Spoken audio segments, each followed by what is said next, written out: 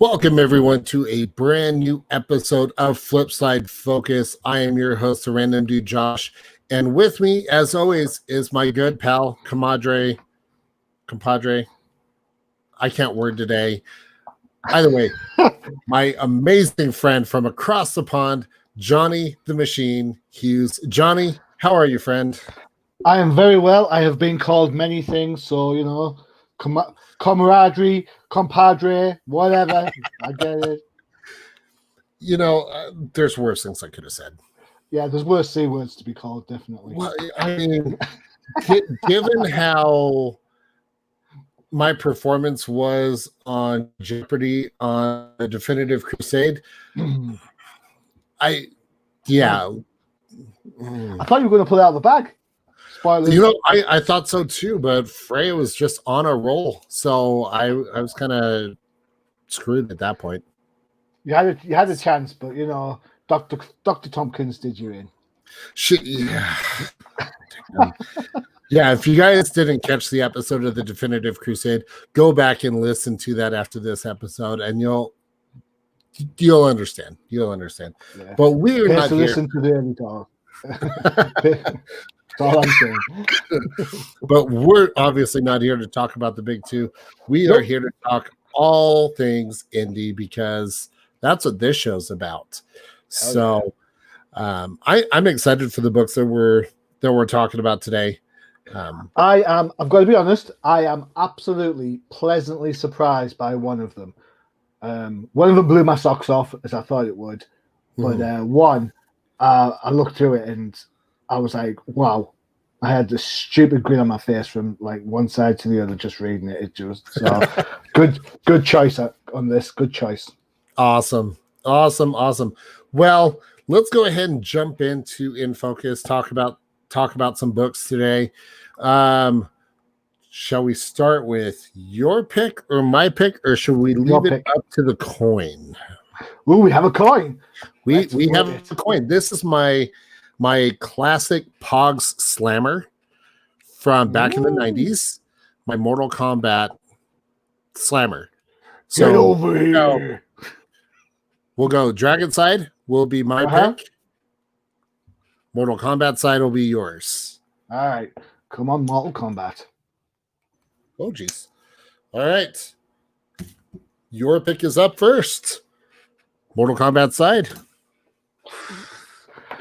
Oh my God. All right. Okay. So I kind of went for my pick. I went a little bit 90s. So having that pog around is probably definitely a good call.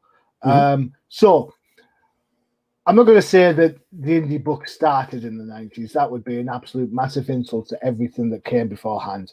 All right. And I'm not going to do that.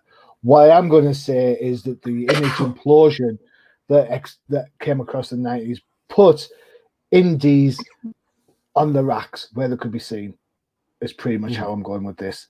One of the big producers of books that shipped on time was Mark Silvestri. And when you think Mark Silvestri, you think Cyberforce, you think Witchblade, and of course you think Darkness. Now this book is the 25th anniversary of the first issue, written by one of my favorite writers, Garth Ennis.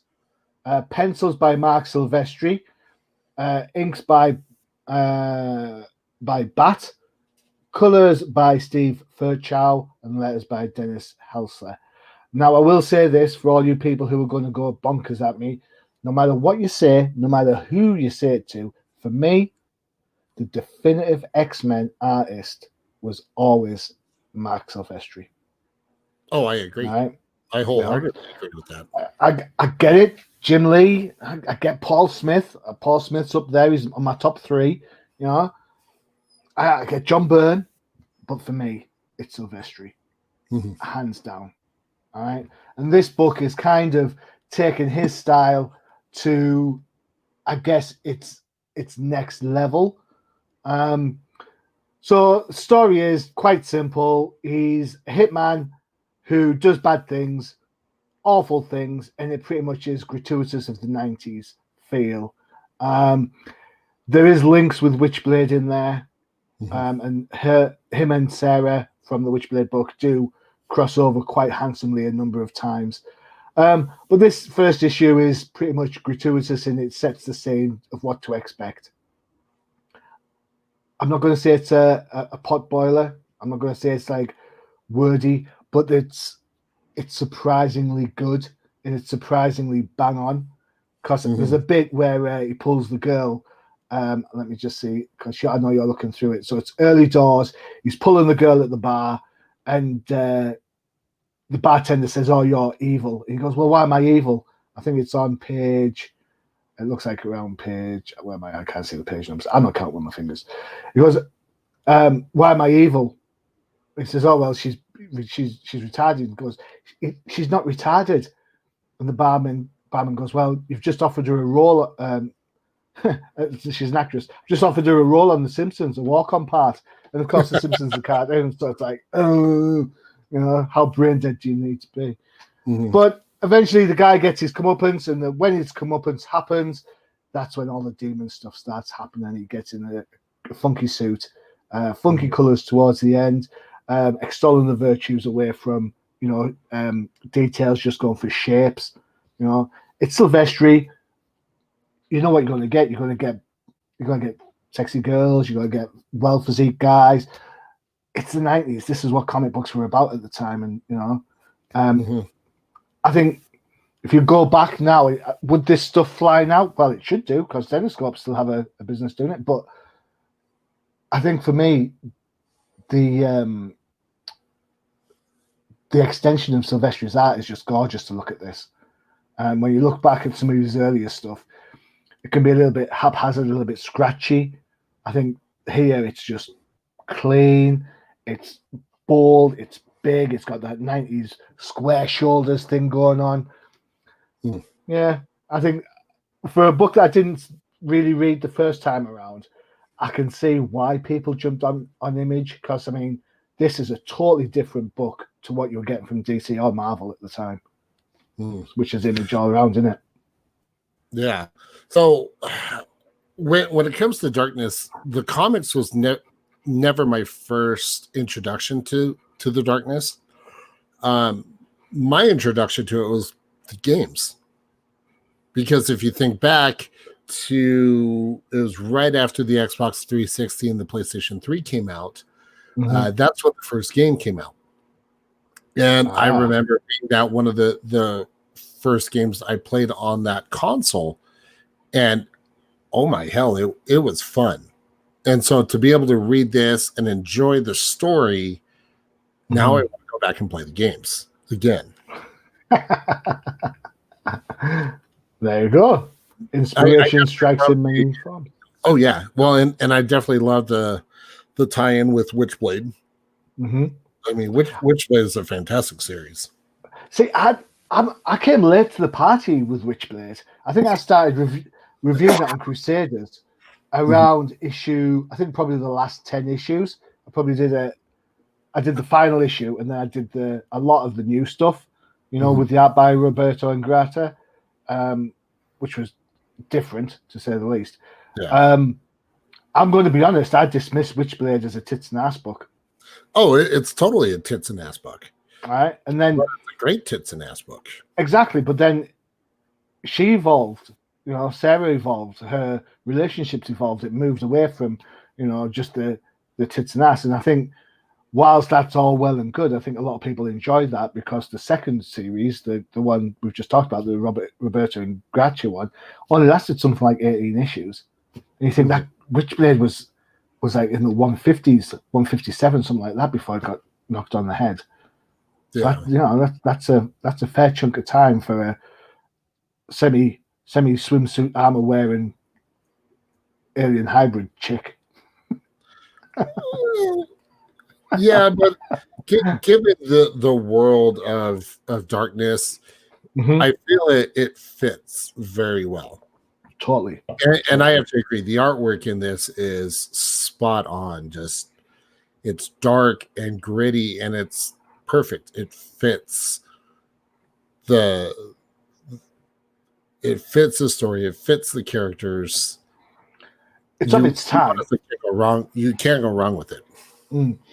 I think it's very much of its time. And when you look back, I think it's some of the creators that have worked on this type of book. Same with Witchblade. You've got one of my favorite guys, Stefan Sejic, who's done Sunstone. He did a couple of stuff for Black Label books, which is probably his claim to mainstream fame.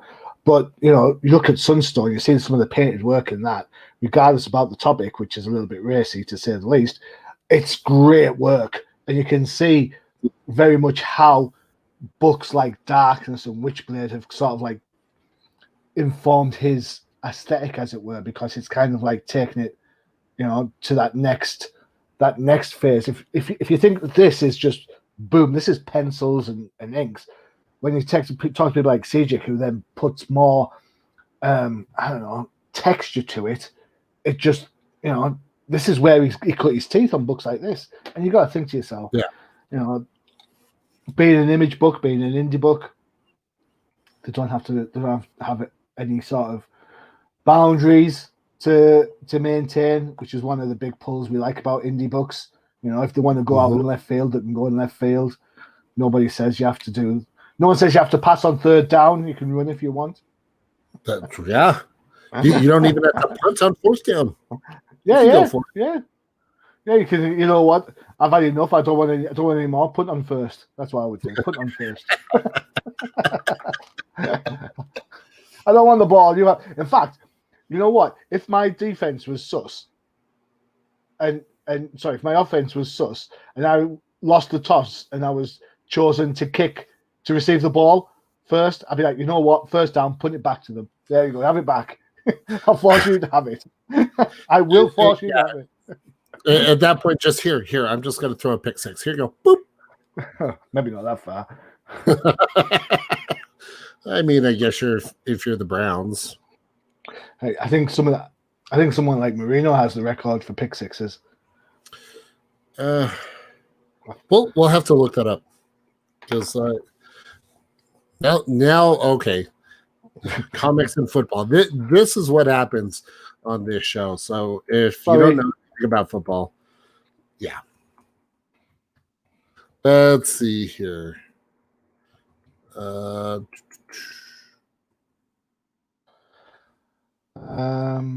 has the most picks? Brett Favre has 31. Dan Marino and Joe Namath are tied at 28. There you go. So I was close. Yeah. You were very close. That doesn't surprise me, but I had all the comics. Honestly, I loved this book. I thought it was a fantastic read, and if you've never read any of the Darkness books, I think this is a great one to come into. Definitely. I'm not sure what the prices are for the back issues for this, so if you might be able to pick up some of the trades quite cheaply, I imagine. But go check it out. I wonder. Definitely. I wonder if they're on. You'd think they'd be on Comixology. Yeah, maybe they are. But hey, I'm not all about digital. You've got to own your comic, own it, feel it. There's nothing better than taking the comic out of the plastic, comic condom, opening it up. The condom. You got to sniff it. If you're not sniffing your comics, you're not doing it right.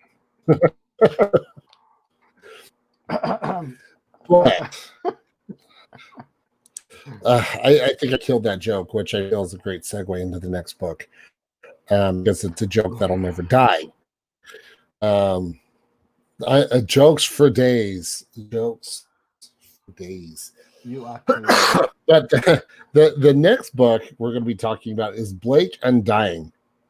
This was written by Jason Cook with art by Ezequiel Rubio, colors by Giovanna Plata, letters by Nikki Sherman. And this, I didn't quite know what to make of this book when I first picked it up. But the more I read into it, the more I loved it. Yeah.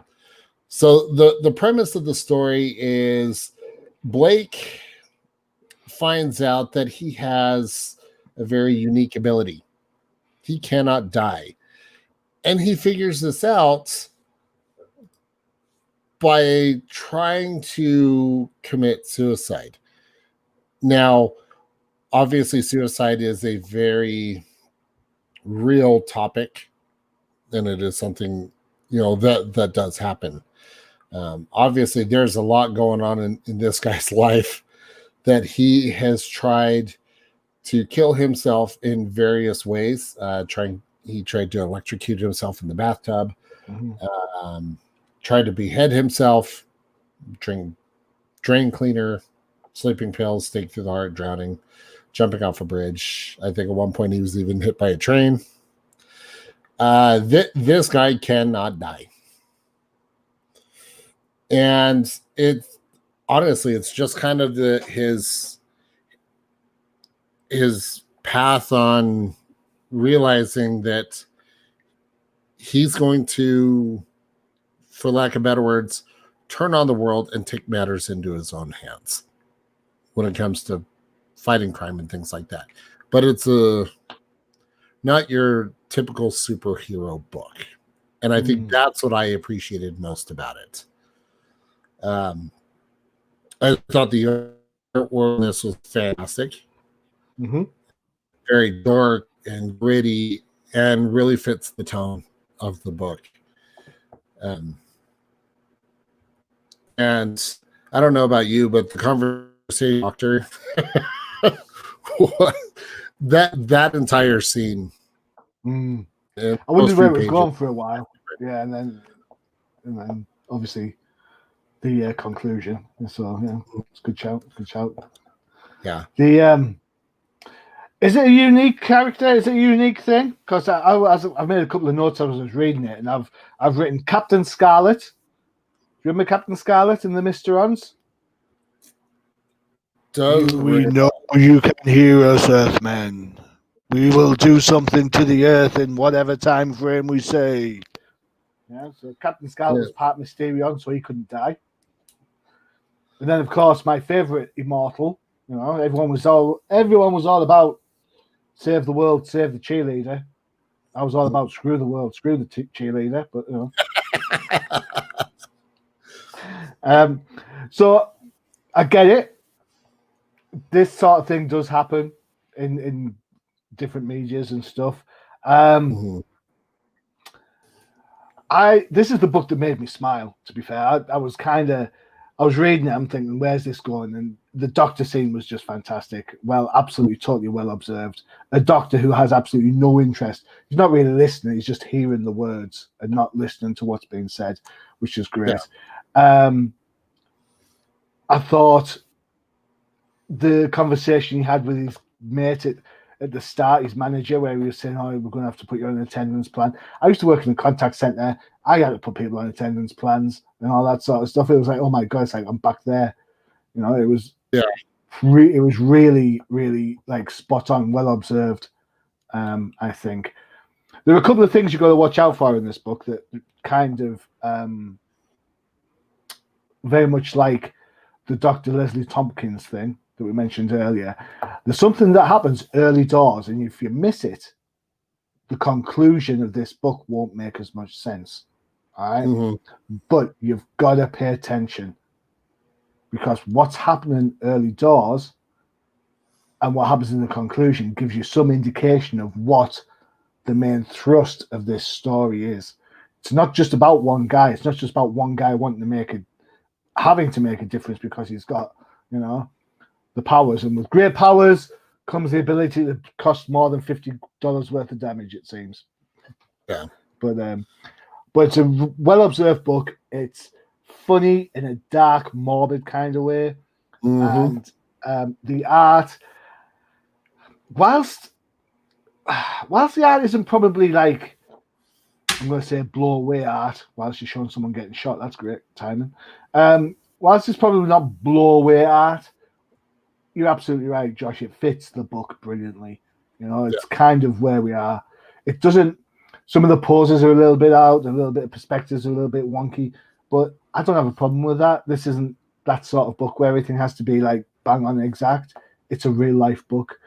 The colours are nice, and I mean that genuinely, not in the the colours work. I think the colours give you that tone and that darkness creeping in feel, which I think is massively prevalent throughout this book.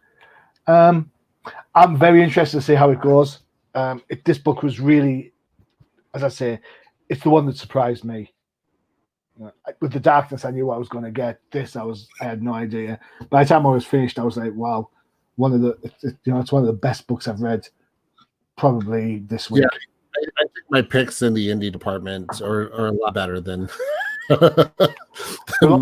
Well, last time you were on TDC, you talked about Teen Titans Go, so I know we'll talk about that. We're talking about Blake and Dying here. But I don't know about go for it. Did Blake kind of have that Tom Hardy / Eddie Brock feel? Yeah. Because that's the connection I was making, especially at when he goes to buy the beer. It's kind of that same feel. He's definitely got a fed up with the world kind of thing. What I would say, when you read the opening paragraph within the first cover, it says something about in a world where crime is rampant, business is corrupted, and the intent of democracy and humanity spirals ever downwards.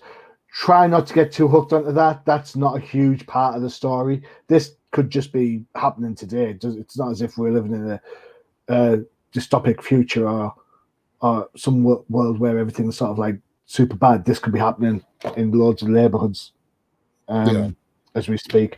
But yeah, there's a certain desperation, a quiet desperation to him, and he's fed up with life. He's fed up with something, and now he's just at that tether now where he's realized that he doesn't have to take the crap off everybody because there's no real ramification. At least there appears to be no real ramification. Well, and the fact that opening paragraph had said that the government can't stop him. So I'm interested to see how that part works into it. Obviously, this is issue number 1. See, I'm hoping it doesn't go that way. I'm hoping for a more personal story out, to be honest. I mean, how many times have we read stuff where the government's to blame, or there's a conspiracy theory, or there's this, or there's that? I'm rooting for a really sort of like personal story. When you look at kind of like what the synopsis for the next couple of issues are, it looks like hopefully it's going to be, that sort of element. I'd hate for this book to descend into like cops turning up and trying to shoot the crap out of him. I see that being a portion. Yeah, maybe, but given what we've seen so far in issue 1, maybe the government thing's going to be more of a subplot in the main plot line. At least that's my hope. Cool, excellent. But yeah, it's definitely worth a pick up. Definitely. Yeah. So spend the money, go and pick up the book because it is without a doubt one of the best books I've read this week. Oh yeah. Oh, for sure, by far. But speaking of other amazing books, I believe you wanted to talk about your favorites. Whoa. I want to give a quick shout out to Anthony Del Col. Now, regular listeners will think, Anthony Del Col, where have I heard this name before? He's the writer of the Nancy Drew book, The Death of Nancy Drew. And I will say that this last issue, bearing in mind, I've been in it for the whole ride, the whole 6 issues. I was blown away by it, absolutely. Because I had it pegged. I did my amateur detective stuff. I was like, right, it's going to be Colonel Mustard in the library with the candlestick. I had it in my head. That's who it is. I thought it could be somebody else which would have thrown the whole thing out of whack, and I was like, nah, it can't be that. But honestly, Anthony Del Col, what a master purser, what a master storyteller. He has absolutely done brilliantly. He's dangled these little carrots, these little clues, and then in this final issue, which isn't massively full of stuff, even it's not ram-packed busy as, but he manages to tie off every single one. So if you thought it was that person, you're going to be in for a shock. If you thought it was that person, you're in for a shock. If you thought it was this person, guess what? You're in for a shock. It was absolutely well conceived, well plotted. The art got a little bit ropey towards the end, which I've been saying for a while on that book. But the whole interaction between Nancy and her boys, the actual who did it, absolutely, what a great read it was. Thoroughly enjoyed it. So that brings up the question then. If the story within a book is just blowing you away and the art's kind of maybe getting a little bit of fatigue, if you will, does the story make up for that art fatigue? God, yes. I can safely say I can read a good story with bad art every time. Because I can't read a bad story with good art. I can't do it. If it makes no sense to me, story-wise, no matter how pretty the picture, it's just a pin-up. They've got to work in conjunction. Yeah. But for me, and I guess it's just my opinion, for me, it is clearly at least 60-40 writing. Okay. For me. I feel like... You really have to take the opposite side now. No, I would definitely agree, but I think, and maybe this is just given the number of podcasts that I've been on with you, I would say it's more 70% writing, 30% art. Oh, fair enough. I'll take that. Yeah, I'll take that. Because I've read plenty of indie titles where the art is crap, but the writing is good, and vice versa. Yeah. I mean, and we've seen that with Big Two, where it flips in that the writing sucks, but the art is amazing, or the story has us hooked, and the artwork kind of goes a little wonky. I mean, we did see that with the Joker War, where the story itself was good. The art got a little wonky at times. It did. So, I think I don't want to bring up Big Two particularly. I just mentioned. No. I'm trying to think from an indie point of view.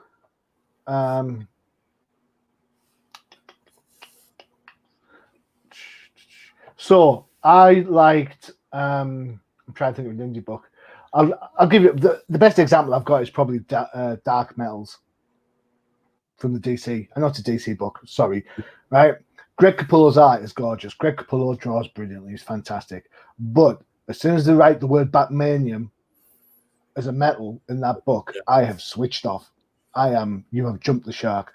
And it just goes to show on TDC, we've never even looked at any of the dark metals, death metal books now, because we know what. So we know what. I'm trying to think indie wise. Thingy, I tell you, Vampy. Sometimes Vampy or Red Sonja, sometimes their art's a little bit dodgy at times, because they don't know how to, draw the sexy woman or the Vampy in the swimsuit and all that sort of stuff. But the stories are really good. Yeah. So you kind of, you've got to kind of get with that, and sometimes you can get a book like. I know I'm picking on Dynamite. I'm really sorry, but you get a book like Deja Thoris, for example. And Deja Thoris is walking around in a bikini all the time because she's on Mars, whatever that means. But the story goes nowhere. It's like she's saving Mars from the monsters or from the indigenous species. Yeah, she's done that already. So yeah, I'm definitely right at first kind of guy. I think, and maybe this is a good example, the Power Rangers Shattered Grid storyline. Okay, yeah. Studios. The story on that was absolutely fantastic. I loved how they integrated all the different Rangers into one massive universe. But there were times where the artwork itself kind of went a little. It definitely experienced the artwork fatigue. Did it morph into something else? Yes. See what I did there? See what I did there? Yeah. You look at that story and the whole Lord Draken storyline. I thought it was absolutely fantastic. It was something new and fresh that, in all reality, the Rangers needed, because when you look at the core of what the Rangers are, teenagers taking on the world, protecting the world. But with Lord Draken, it took that and completely flipped it, which is why I honestly enjoyed that story. Yeah. So, I mean, yeah, it's probably the art that's going to catch your eye on the rack. I get it. I'm not a complete moron to this. You see a good cover, like, ooh, you're going to pick up the book, right? But and if the interior art is like, I want the story to be good. I want the story to be good over the art. Oh, I think we're both in agreement. 70-30 is the preferred. That's the sweet spot. Yeah. 70-30. Well, speaking of books that have fantastic writing, at least in my opinion, let's take a quick little break and have just a short little ad about a book that you guys are most likely going to want. Hey guys, this is Frank Ogle, writer of Dead End Kids and No Heroin. You recently heard me on the show to talk about my new book, Dead End Kids: The Suburban Job.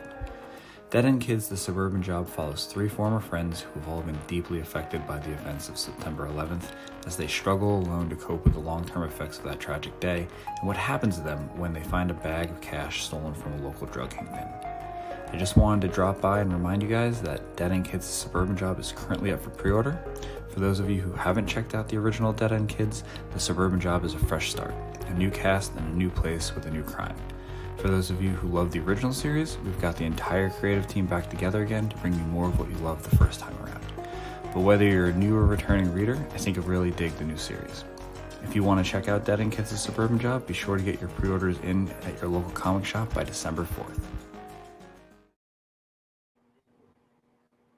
I love Suburban Kids. They're Dead End Kids. I think job. I like the first series. Definitely, the first series was really good. I've spoken to Frank a couple of times. He's got his finger on the pulse. Oh yeah, definitely. Yeah. Well, and I had the opportunity to talk to him about that particular book, and I'm super stoked for the direction he's taken it. I think it has a lot of potential. So, but speaking of potential, it is time to talk Kickstarter. Because Kickstarter, I truly believe, is now the lifeblood of indie comics. So for Kickstarter, we've got 2 different projects. I think we should flip the coin, flip the coin, flip the coin, flip the coin. Honestly, it works. So we'll go. Mortal Kombat will be my pick first. Get over here. The Dragon will be my pick with Mortal Kombat side is Johnny. So I kind of feel like Two-Face doing this. Yeah. Heads or tails, kitty cat. Wait. Oh, Johnny's first. Booyah. What do you got for us, Johnny? Well, I have this little book, and it's called Like Father, Like Daughter. All right. Oh. Okay. It's a 7-issue superhero drama.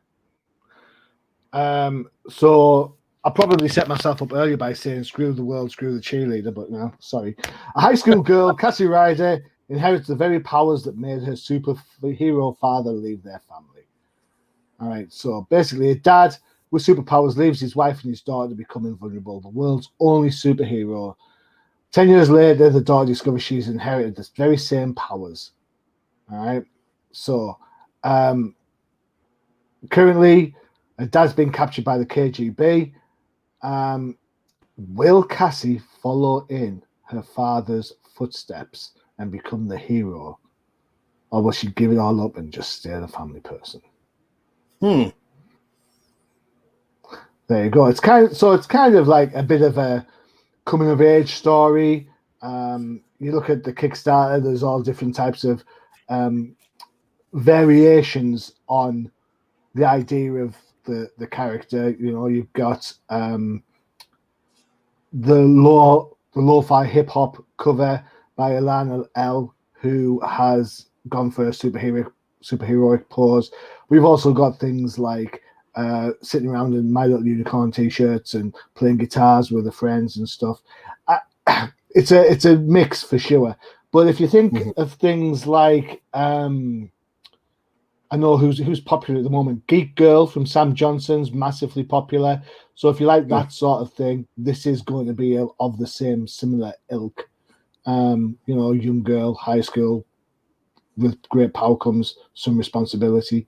I just think when we talk about indie books, I think we need to focus on some of the things that got us into comic books in the first place.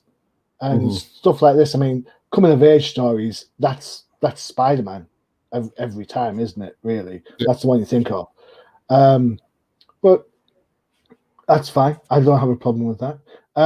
So the writer is called Kat. I'm going to say this wrong. I'm sorry. Kalamia. I believe that's right. Sorry. I believe that's right. As I'm looking at. Okay. Cool. Cool. Excellent. So she does comic book reviews. She works for Newsarama. She does some stuff for DC. She's got bylines on IGN, Fandom, and TV Guides. So when it comes to, you know, finger on the pulse, she's definitely there. She gets to see what people are looking at, what people are reading, you know, gets a bit of an inside view, I suppose, of the comic book industry. Man, I wish I knew somebody like that. Oh, wait, that could be me.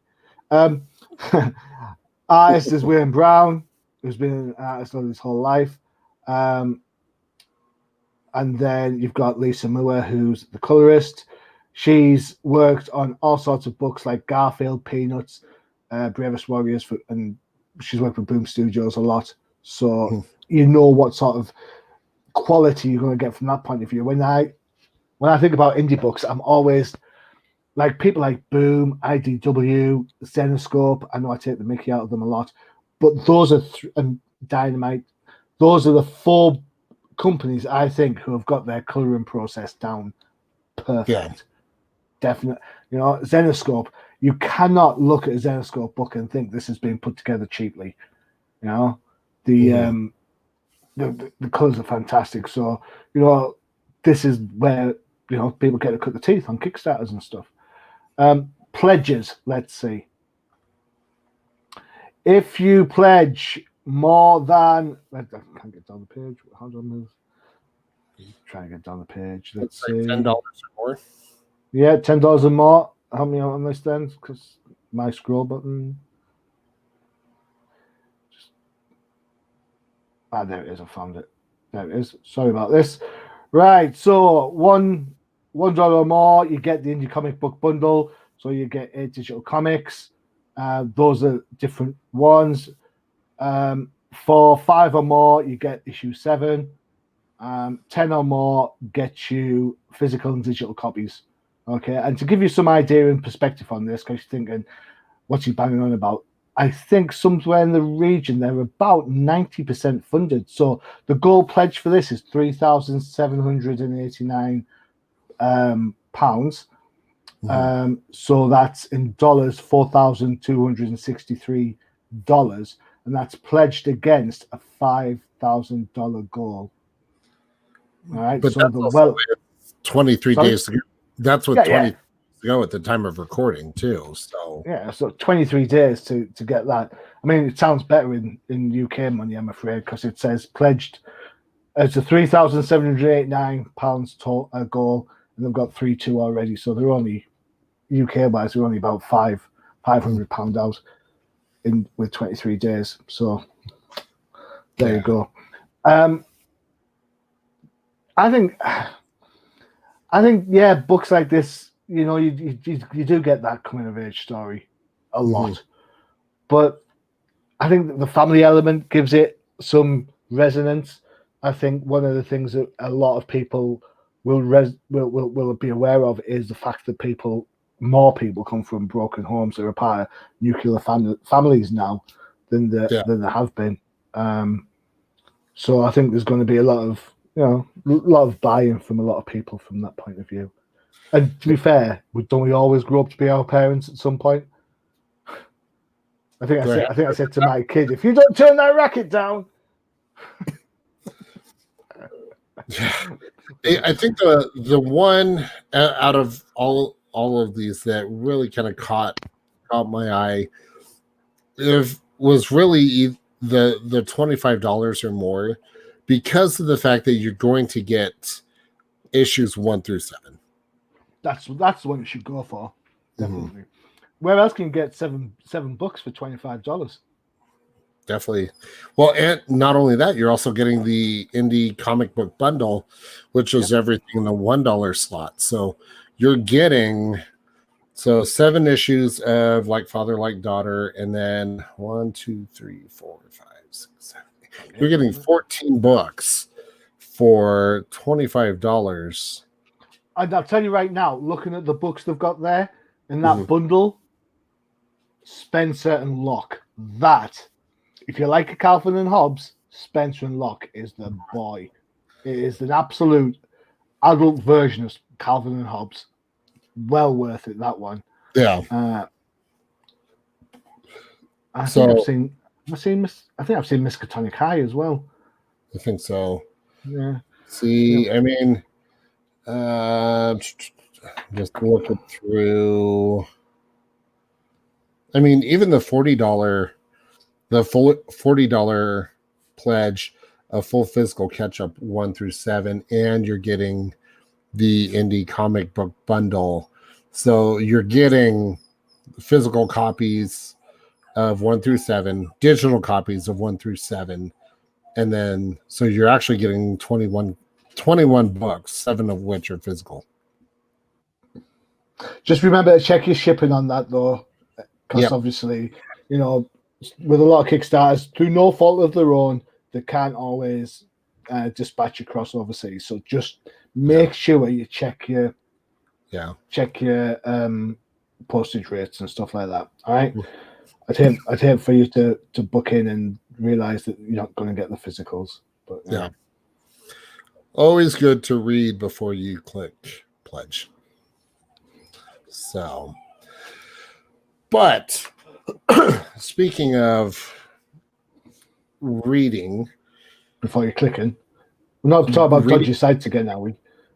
Well, if we're talking about dodgy sites, then there's a chance you'll stumble upon dodgy in a green thong. That's better than Al wearing it. I'm worried that you know both of that as facts. That scares me a little bit.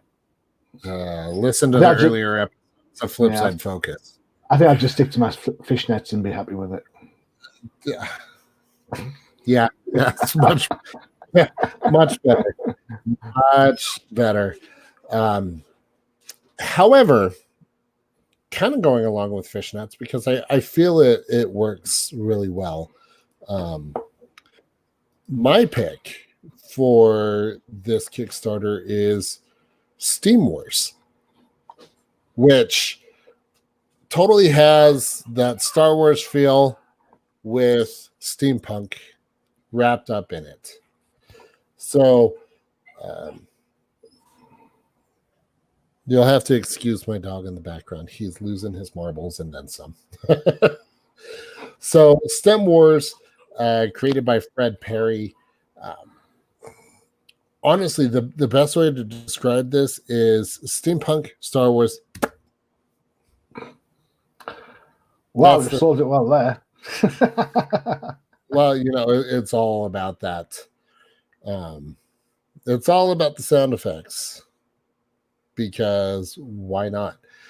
Honestly, this book just looks absolutely fantastic and just a fun read in general. If you like steampunk, if you like the giant galaxy type world, if you will, you're not going to be disappointed with this book.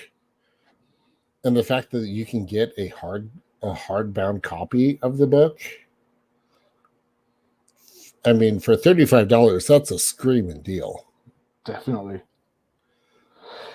I like the idea of Star Wars meets steampunk. I always like how steampunk is so innovative, depending on pronunciation, of how it sort of like moves, gives us the world that we recognize, but not quite so. The idea that they've got to use steam, or they've got to use gas, or there's whatever they've got to use to get around and stuff. I think it's one of those ideas that seems so simple, but it's done so well.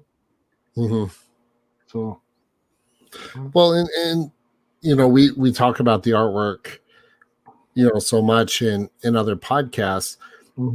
I like the approach that they're focusing what's on the foreground and not trying to completely fill the entire background. They're really utilizing the less is more mentality to their advantage. Definitely. And just in the panels that they've shown us really brings that to the forefront, which I appreciate. And I think a lot of people will get a buzz out of seeing the Star Wars elements thrown in there, because I mean, you look at it and you cannot escape but notice the Star Wars bits. I mean, look at that cover from the first one. It's Star Wars: A New Hope, practically. Yeah. And all the other things have, there's a if you look for the $20 down the page there, soundtrack CD, that's very much a Return of the Jedi style, or Empire Strikes Back style, at least. It's they're all there. You can pick and choose, and you got to think to yourself, well, Star Wars in itself is a mismatch of things like Seven Samurai and the Magnificent Seven. Why not take it the next step and mix it up with some steam? Yeah. Oh, absolutely. I completely agree. That book looks gorgeous. The hardcover. Oh yeah. But the other cool thing that I appreciate, especially about this Kickstarter, is they also included a video trailer. Oh, and good. Let's see it. Let's just share this and enjoy. So here we.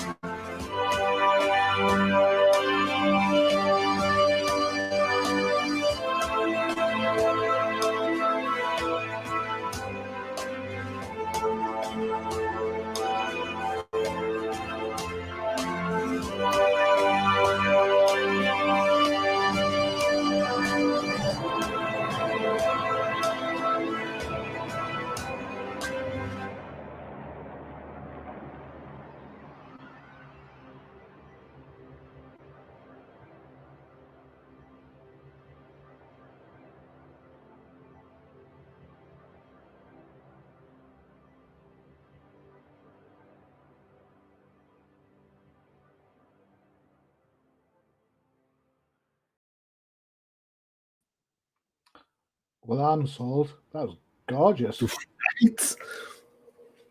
I like the design of the lightsabers, where it looks like just a metal rod that's electrified. So, yeah, no complaints. Definitely one worth getting, and yeah, you are not going to be disappointed whatsoever with this. Johnny, I've left you speechless. You have. I'm absolutely. I just like how they've taken something that is so familiar and kind of just giving it an old-fashioned look. You know, one of the things I love about Star Wars universe, especially say from A New Hope and up to maybe Jedi, I like the fact that it's a lived-in universe. You can see that things don't always work. It's not like Star Trek where everything works all the time. You know, and this book seems to epitomize that sort of stuff. Yeah, there was a picture in the trailer of like the ship, and automatically I'm thinking, man, what a piece of junk. You know, and I'm like, you know, that's a Star Wars line. It's you know, I think it's a great shout. I think it's a good call, and I think it's definitely something that people should be looking into. Definitely, even your Wookiee in the background agrees. Oh yeah. Either he agrees or he really wants to get out of the crate. One of the two. But at the end of the day, knowing that this has already met its goal means you're going to get the book guaranteed. Yeah. So I might send them an email and see if I can get a review copy. Ooh. Maybe even bring them on to OTP. Yeah, that would be class.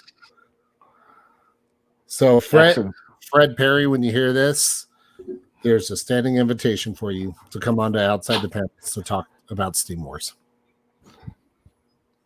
Consider it done. Yes, I'm going to do some research on that. Sounds like a plan. Well, Johnny, this has been a fun episode of Flipside Focus. I enjoy this show so much. I enjoy this show. The fact that there's so much good talent out there that doesn't always get to see the light of day, and we get to shine our digital lives on it. I think, I think we talk about some of the good stuff that's out, and even if something, the thing I like about indie books is even if something isn't quite your cup of tea, give it a chance, because you know what? It pretty much will be. Just because it doesn't have a big S or a big bat on it doesn't mean that it's crap. All right? Honestly, give it a chance. Kind of a nice break from... Yeah. Tell me about it. Yeah. But right. Well, that's going to be it for this episode of Flipside Focus. Make sure to check out all of our shows on Undercover Cape Podcast Network, including The Definitive Crusade. And I believe you've got we have a new show. Yes, we have a new show. How did I forget this?